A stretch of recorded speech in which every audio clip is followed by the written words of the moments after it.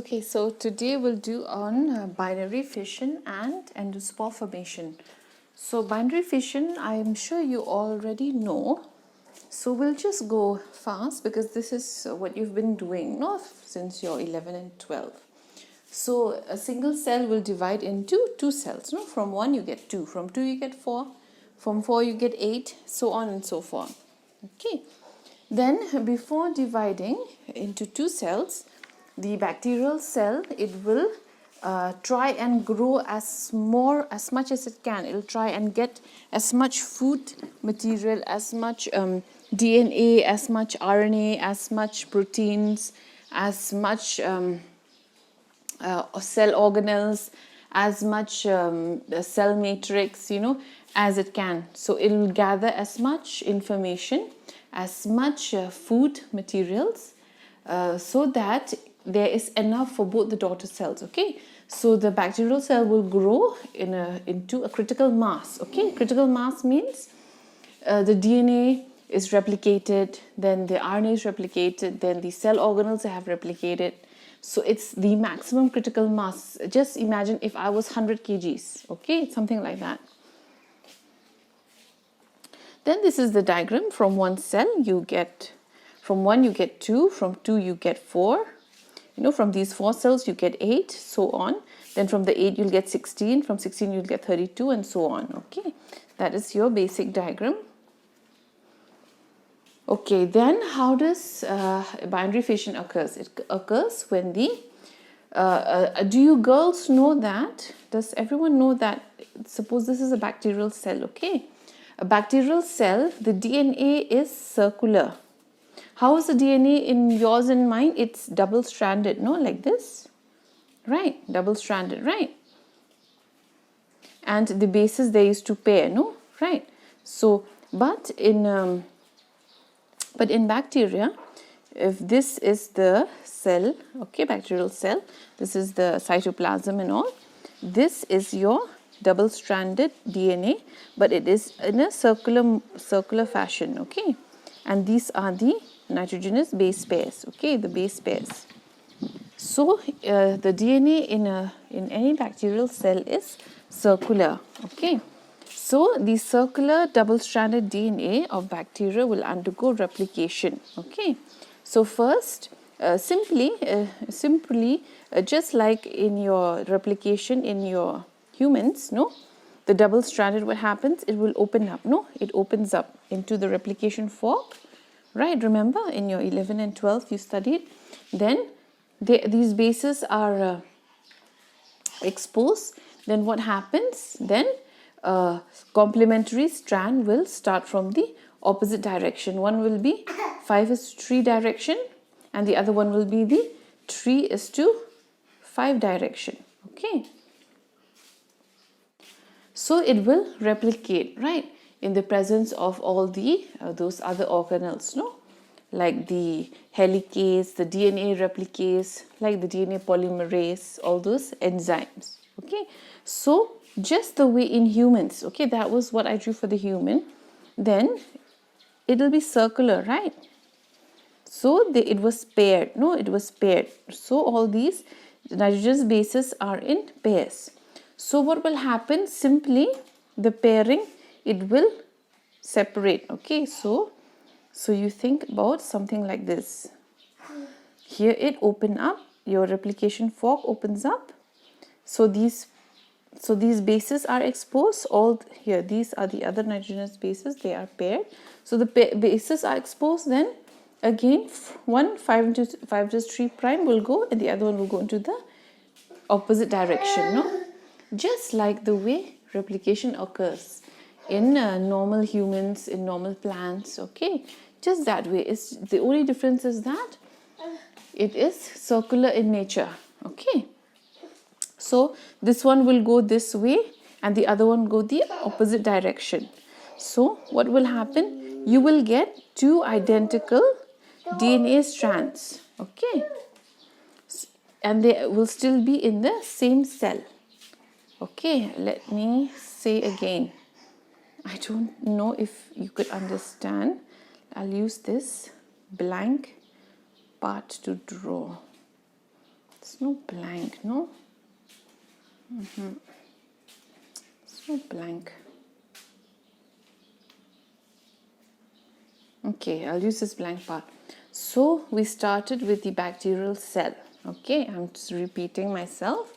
Then it has a circular DNA strand, and DNA, it exists in pairs. No, you cannot just leave it exposed, otherwise replication will occur. So here the bases, they are paired. Okay, same way the pairing happens, guanine with arginine, then or uracil, right? Then thiamine with what was that?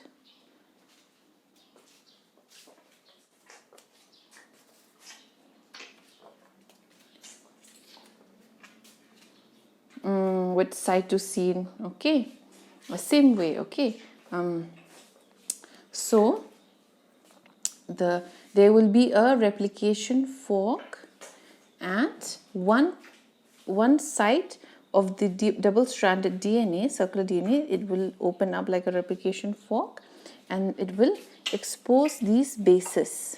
Okay, so all these bases, they are paired. Then these bases are exposed. No, then what will happen? The DNA polymerase. Okay, the DNA polymerase is an enzyme which will proceed your DNA replication. No, so the DNA polymerase comes here and bind. Then it will start into the 5:3' direction. It will replicate, and it will go on and keep on opening till the end of the loop, till it comes this way. Then in the other side also, let me just delete. Okay, then the other side also, the DNA polymerase will go into the opposite direction, and it will continue this way. Okay, that way. Continue that way until it reaches the end of the opposite side of the replication fork. Okay, so what happens is that we will get 2 DNA strands. Okay, and they will be complete and they will be paired. So I'm having 2 DNA strands. So simply they will separate from each other, and then the same way, the bacterial cell membrane, the cell wall, they will separate and they will break up into 2 different cells. Okay, so let's see what they have written. So the circular double-stranded DNA of bacteria will undergo replication, where both the strands will separate and a new complementary strand is formed on the original strands. Okay, I've already explained. So just reading from here, I think you will understand.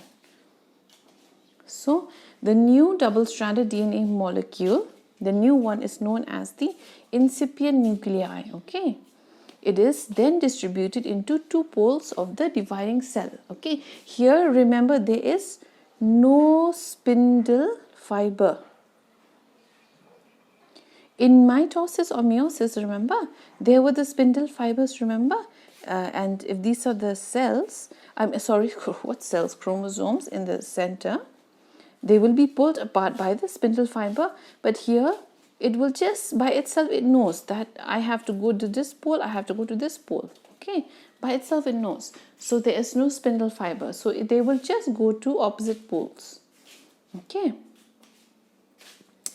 Then a transverse septum. A septum means a wall, W-A-L-L. A transverse wall will develop in the middle region of the cell, and it will separate it into, the bacterial cell will separate into 2 daughter cells. Okay, so this is the diagram.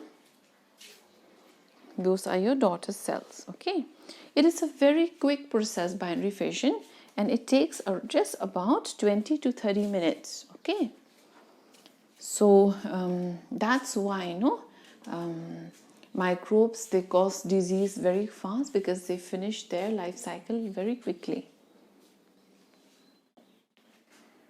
Then this division will slow down after some time due to accumulation of toxic substances and exhaustion of nutrients. Okay, means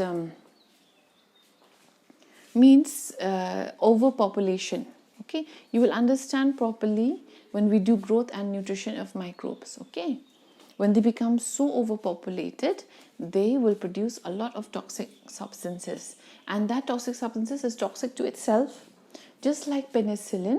No, penicillin secretes a toxic substance which is toxic to other bacteria, like